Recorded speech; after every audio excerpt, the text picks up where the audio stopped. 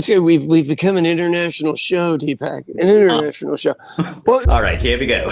yes. Okay, it's daylight over here. Honest to God, when we started first doing our back and forth, it was dark. So it is 5:30 in the morning and the sun's coming up. It is full summer here. Nice. Yeah. So I'm in Do Buenos you want to tell Aires. people? Yeah. Yeah. Buenos Aires, Argentina. I don't know how the view is behind me, but it looks a lot like Greece, to be honest with you, Athens. Mhm. I would live here. I would Yeah. live here. This is so the weird thing is, just don't eat that much red meat. I'm just one of, I ate it my whole life, as a restaurant person, and that's predominantly the diet. Oh yeah, I have. There's Yeah, an old episode of Anthony Bourdain, I think, where he's right. like, "Does anyone eat a salad in this country?" Right. But here's the thing: fruit is peak season right now. So I have the best peaches, the best nectarines, the best cherries, all the stuff that you could ever want in what is usually the middle of my winter. Yeah. So it's dynamite. Yeah. Jeez, man, what a gorgeous place. I mean, it is nice. Yeah. There are better ways for you to escape the inauguration than running to South America. Okay. Do you want to die laughing? The only reason I know anything about the inauguration is because I was looking at the news before I got on here with you. I've heard nothing. No one has asked me about Donald Trump. Nobody Nice. has talked to me about American politics. Most everybody comes up to me and speaks Spanish. They assume I'm from here because there's so many Germans and Italians. Mhm. So I'm just another old white guy with white hair. Yeah, it's pretty fascinating. So yesterday we did a bike tour, which I've never done before, but it was fantastic. And there were only three of us. A guy from India that is in Canada that works in the oil business. Weird enough. So we all hung out all day and then went out for lunch. Nice. Yeah, it was fantastic. But the actual Argentinians have all been wonder. I mean, this isn't their peak tourist season. It's actually the other parts of the year, which kind of confuses me because this is when I would come. But nice place. But it looks like Athens. So I'll try to give you a spin around here from the top of the place. But a lot of the buildings just. I don't know why people don't paint their buildings. Like I don't understand that. Don't, part of that just looks like Bombay skyline to me. Yeah. Well, there's 8 million people here, Hmm. and it doesn't feel like it at all. Like we were on packed buses, subways, and everything yesterday. Very quiet, like nobody yelling and shit. I mean, somebody was making out next to me. I wanted to give him $20 and tell him to go get a fucking room, but The one, Sean, maybe they're so well behaved because per capita they have the highest number of people in therapy slash psychologists. seriously, Yeah, see. oh wow, Um, it's working then. Whatever that is. Wow. So I really mean it when I say I very few places that I've gone to where I go I would live here. This mhm. and especially this big. I usually don't like big environments. So today we're going to a place called El Tigre, which is when the British tried to invade, they thought they were tigers, but they were actually I think leopards or something. They just had the kind Jaguars, of I'm wrong. guessing, because South Yeah, America. there you go. It's Jaguars. Yeah, sorry. Um, and yesterday on our tour, we got the Spanish invasion talk and then the English attempted invasion talk, and they repelled the English, which is, and it is, it's a pretty good. I mean, their stories are way better than ours because they had somebody on the ship that was a writer that was putting everything down on paper when Uh-huh. ours is just rumor and innuendo in the U.S. So And yeah, someone the but next day after winning went like, "All right, I'm going to drink these bottles and I'll narrate what I think you should write." right as I drink, and as I drink, it will get better. So I know the inauguration happened, but honestly, I haven't seen or heard of any of it until this morning. But I did read that he led all of his. They're not insurrectionists. What do we call? They're No, called they're hostages. protesters. No, no, he The called them what? hostages from Jan 6th, whatever the fuck. Hmm. Just think we got 4 years of this. Oh joy! Yeah. I do like the Trek tech bros showing up on stage. they call this not an oligarchy, they call it a broligarchy, Sean. Oh no. Well, the thing is I guess if I owned a big enough business, you got to do what you got to do to run a business. I mean, and that's part of it. And this guy likes people on TV. Hmm. And Zuckerberg's a little geek. I can't imagine Trump wanting to hang out with that guy. But Elon Musk is about his style. Yeah. He wanted to be Elon Musk when he was younger, and he wasn't smart enough or rich enough. That's kind of right. Is that fair? That is. What I would tell you, living in Oklahoma, our lives don't change because Trump's in office. Yeah. People complain, and you go, it has nothing to do with our part of the U.S. It has to do with the caring people up north. Mhm. Oh, yeah. How's the news over there about it? It is pretty divided for the sole reason that here the main concern is all the H-1B visas and what happens to the kids who are now born in on US soil, because he puts it's just an executive order, which technically means fuck all. Yeah. Right. I think we've learned that from every president in recent memory. They can't get anything done, and the one thing they can do are executive orders, and then the day they're out of office, it all gets knocked off anyway. Yeah. Our pendulum swing in America is back and forth about every 4 years now. We just don't like government, it appears. And I understand that. Hey, so I'm going to ride a train today for about an hour to this other place for $3. Nice. Right. And the buses, they're incredibly efficient, and they have their own lanes. Like, they don't intermix with cars, so they just roll down the road. It's a little unnerving, but pretty fun. As long as everybody's on the same page, I think it doesn't matter. The problem with India is that there's one asshole who'll try and go in between the bus and fuck up the entire thing for everybody. So they have them separated out like an avenue, and the buses travel through the middle of the avenue, or a paseo, whichever way you want to call it. Mm-hmm. And then the cars are 3 or 4 lanes on either side. There's no real car congestion here that I've seen in a city of 8 million. But the rapid transit is dirt cheap and readily available. Nice. That's probably why it's so peaceful and people aren't throwing temper tantrums on public transport all the time. Yeah, I didn't see anything. We had a couple of people perform, but that was about it. They use a thing called the peso here, which would be the same deal that's used in Mexico, and it's if you would understand in India, they have the official bank exchange rate, then they've got the crisp $100 bill exchange rate. Yeah.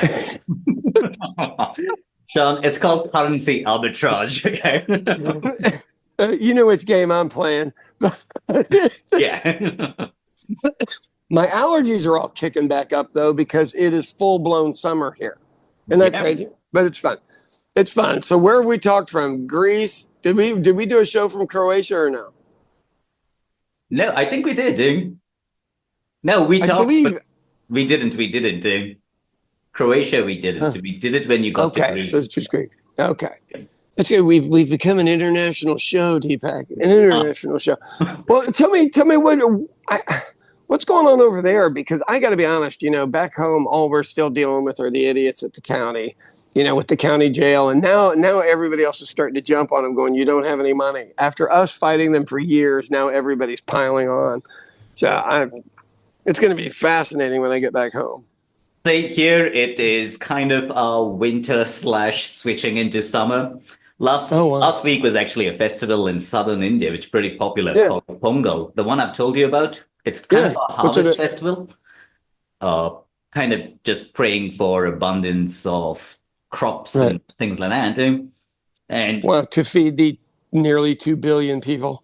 Mm-hmm. Yeah. That's a lot of food, man. Oh, Sean, but the second day after that is something called Matu Pongal, which is basically them kind of, it's not worshipping, it's kind of like thanking the cows for plowing their fields, giving them milk, all of that. Nice. So you'll find Sean, in the middle of the street, you'll find fully decorated cows. If I can find a picture, I'll put it in here. Yeah, please do. So it's like a gratitude festival. I would like to see more of that. I think that's a dang good idea. Mm. Wow. No way. Like getting Okay. out of that season, it's kind of our Republic Day on the 28th. So Right. I'm pretty sure we'll have like a Republic Day parade for somebody to show off all their gear. Right. Isn't that crazy? Sorry, I'm still calling. It's just allergies. It's Or, like you know, or I got. it's like those rich doctors' houses that I used to go to in Oklahoma, where they'll walk me Yeah. through the entire house, and most of the items in the house will still have the price tag on it, so that I can see what it cost him to buy. That is kind of what happens most of the time during parades. Really? Oh my God. Okay, that's good. That's good, man. That's good. Jeez. Well, I'm trying to think of what else would you like to discuss today, I guess is what we need to say on this one. So meat carcasses everywhere Uh-huh. over charcoal. Over Oh, charcoal. I would love the smell of that, but after a while, I think I might just get sick of it. Well, here's the thing. So when I'm talking to my Indian friend, I'm like, God, they just don't use any spices, like salt and pepper. Yep. And but these folks are basically Spanish and Italian who throw garlic and onions on everything. Mhm. And they have a thing called chimichurri, which is kind of a weird little relish of garlic and parsley, and it's okay. But for this much meat, I think the Persians and the Turks may have like the meat down. You know, I haven't been to India to eat it yet, but I worked with all these other folks and their ability. What was the chicken dish you made that I still to this day said was the best thing I've ever It's had? I called can't get Chicken 65. best stuff I've ever had, and I don't know why I can't get that right. That's just embarrassing. You've said 63, you've said 69, you've said 70. I'm like, all right. Depends on the mood at the time. Here, I'm going to try to give you another view. Okay, so this is our little outdoor pool up on. We Nice. stayed at an actual hotel this time instead of an Airbnb, but it's pretty neat. I'll try to give you a better view over here. So they just built like a tech downtown, but I can't see it from here. Okay. But they bunch of stuff in the skyline back that way. But the tech downtown is about 6 skyscrapers, all gorgeous, brand new, over by the sea. Do you So know, like, European. Do what? in Oklahoma, our IOK Technologies, we get a lot of requests from Buenos Aires for basically outsourcing our tech work because they have a really good staff of developers and all of that. Yeah. Well, I mean, so it looks like Europe, looks like France or Italy, or France and Italy put together, architecturally. I mean, it is sharp, man. I would do this. I would do this. I'm only a few years away from retirement, so I mean, I'm gonna go somewhere. I was actually filling out your paperwork for your online e-commerce section, and I was like, "Does Sean plan on retiring sometime soon?" And it was a unanimous yes. Yeah. Well, it isn't. So it isn't so much that I don't want to work anymore. So I'm trying to figure out a polite way to put this. I basically put most of my life on hold when I got separated from my kid's mom and moved to another city and worked and raised them. And that part of life is over. And so I just would like to go try a few things that I probably had on my plate 40 years ago that just, got displaced because life happens. You think about your deal. Would you ever have expected to be back in India at this age? Not really. Right. Yeah. I mean, you guys export more people than us Irish did. So it's actually fun for me after this podcast started because I spend more time in India than you do in Oklahoma these days. Right. Yeah. Right. Well, and the challenge is, so I come to a place like this and I go, man, there's a market here for me to teach them how to feed tourists. Yeah. There's a market in every place to learn how to feed tourists because most of the people in the food sector are not the most educated, unless it's high-end food. And then it is. You remember the video I sent you where everybody had master's degrees, except the idiot like me that got thrown out of everywhere? But I'll tell you the brilliant part. When you come here, there is like this high-end, like a tasting menu place. Yeah, that right. I actually told them that we'll come there and do something with you guys. I got a guy. Right. I got a guy. Pretty much, I got a white guy. Don't worry. Right. But it does give you some leverage. And I think Greece was the most British colonies welcoming place. Mm-hmm. But, they've always been a trade station. So they were always doing food to try to find out what people wanted the best. Yeah. And there's a market for that. But what I think I would like to do is go like 3 months or 6 months to any given country, consult for 6 months, and then head out. I mean, all you're doing is, this is what people actually eat. Whatever you're seeing, on video and everything isn't what they eat. They eat this. And yesterday here, my Indian friend had basically a steak on top of potatoes, and then I had this beef rib that was dynamite. And they just lay all this over potatoes, no salt, no pepper on the tables. And this is in not a lower class, but in like in a shopping district. It was superb. Mm-hmm. But could it have been more superb? Yes. Sean, here's the problem. You're not like regular white folk who don't know flavors. That's the. I know. You've been spoiled by the immigrants around you. Right. Exactly. And that's what we were all talking about. I was like, God, could you imagine if you just rub this down with these 3 other items? Because there's skill in making basically beef is as good as anybody I've ever seen, and that's anywhere here. But we didn't take any pictures there yesterday because the phone was dead. No. And it happens every trip, one way or another. I love iPhones, and then I despise them all at the same time. Yeah, that is technology issues where I had to actually change phones for the first time in like years. Oh, wow. It's been like setting up this phone for like 24 hours where I still don't have it all figured out. Yeah. And you do this for a job. Imagine me. God, brutal. Somewhere in like hour 1.5, you would have given up and thrown that phone at me.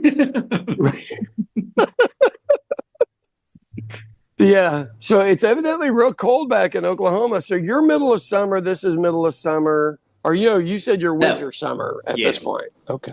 It's kind of just getting in. So March would be our summer. Okay. Got to get this stuff straight, buddy. I got to get it straight. Do you know the time zone confusion? You messaged me during lunch, and I was like, why is he awake? Because usually you'll do that when you're going back to sleep. Right. Give me a heads up that you're around. And yeah, sorry. Well, so what happened is I got up at 2. My watch said 2 a.m., which is 5 a.m. here. And I was like, oh, shit, I'm supposed to be doing the podcast. I got to go up to the roof.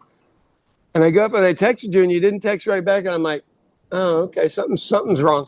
Just, because you always just did it, I know, just to make it easier on the old person. I'll just do it on his 5 o'clock. That works. See, I knew that you wouldn't have changed your watch to the correct time zone. You would fuck something up. Exactly. And then I figured it out after you didn't return a call. We're all good, man. It was fun. Hey, I tell you, one thing that I did do on this trip for people traveling that I haven't done on any other ones, we only had 2 stops or 1 stop on the plane. So we went Oklahoma City to Houston, Houston to here. Nice. The night and day difference of not having another stop was amazing, and they were no more expensive. I mean, you're just up in the air for 10 hours, but it did tell me I can tolerate a 10-hour flight, which now I believe I can come see you. I was a little worried about all that travel, but yeah, to be honest with you, it is good. It's more difficult for, I guess, like restless, fidgety people, which you are, but don't get me wrong. But yes, I am. If you're on an airplane, you'll probably sit quietly and not be a dick because you're kind of aware of making other people uncomfortable. Right. Mm-hmm. Correct. I just sit there and mind my own business, just thinking, man, I have no butt. My ass hurts. Is what I'm sitting in a chair though. All right. So today we're going to a place called El Tigre, and it is so it's basically the world's biggest river is here. And there's an area here called La Boca, which is the mouth of the river. And so evidently a bunch of tributaries come into it, but it is 200 miles wide. It looks like an ocean. We were down there yesterday. Oh, wow. Right. Mm-hmm. Crazy big, but That's why they have so many ports here. I mean, they've just got this amazing ability. Plus, there were a lot of minerals and gold, et cetera, shit back in the day. But so up there today, that's all built from the silt of the river that the city ends up sitting on. That was originally all the silt from the river. So should be fun. You remember my harebrained scheme back in the day where I wanted to float down the Amazon? I still want to do that at some point. Woo. Sean, it would be three, maybe more countries. There are things following you through there that want to eat you. I mean, the reason, so like the Peruvians, so I was on the Madre de Dios River, which is the Mother of God river that was a tributary to the Amazon. Mm-hmm. And the water's shockingly murky. Like you couldn't see any creatures underneath you. But crocodiles, I mean, man, you name it, they have it there. And then things are in the trees chasing you down the whole way. So it's a little unnerving. And you know, you guys had wildlife there too, or have wildlife there as well as Africa. And you just go, and some of this stuff, they will eat you. And so going down the Amazon sounds sexy. I don't know how much fresh water you have to bring, but ooh, I got sick in Peru a little bit. Just a little bit. Deli belly, baby, in Peru. You see, that's a common thing anywhere. You must have eaten a fresh salad from somewhere, Sean. There's no salad here. We don't have to worry about it. It's just meat. So it's very different. I mean, that part is different, but, you know, you can work around it because there's fruit stands about every 6 blocks, and you can just buy fresh fruit. Yeah. And drinkable city water, which, you know, it's a little surprising. Yeah. Hey, by the way, when you go back to the airport, I want you to check out the outside of the airport, because there is this episode of Parts Unknown with Bourdain where people literally tailgate outside the airport to just watch planes land and take off. Like with lawn chairs and shit. No shit. So in Kansas City, my hometown, they used to literally take lawn chairs. And, you know, back then you were allowed basically on the strip, like nobody cared. And they would fly over you like 30 feet over you. Like, do you know the level of pollution coming off of those planes those people are breathing? Holy shit. Okay, I will look for that because that's funny. I'm going to try to get back to the airport by train. I'm doing something I rarely do in a large city, which is we're doing almost all public transport. So we could just... I want to get it down because honest to God, this might be the place. Yeah, you seem happier than general.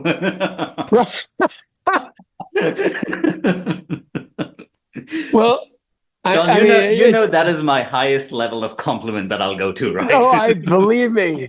So for people who don't know, somebody from England, what they specialize in is complaining. It is a sport. All right, I'm going to get out of here so I can go have some coffee and relax the whole day. Hell yeah. Not bad, buddy.